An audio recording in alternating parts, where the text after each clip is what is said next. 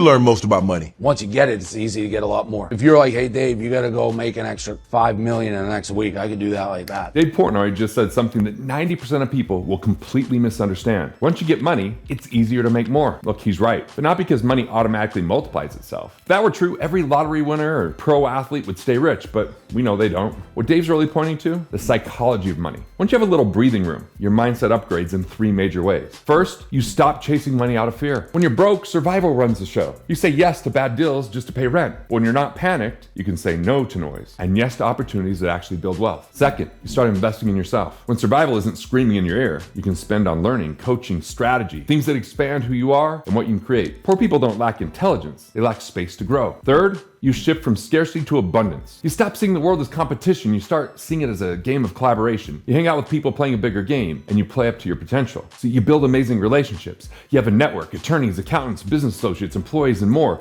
That's relationship capital. But here's the kicker. You don't need to be rich to think like the rich. Build a small cushion, prioritize growth over consumption, flip your focus from what you can get to what you can give. Because the real power, it's not in having money, it's becoming the kind of person who creates it. Want to break free from the scarcity mindset that's keeping you broke? Text MASK to 435-294-3533. And I'll send you my book that reveals the money personas and how to develop wealth building psychology.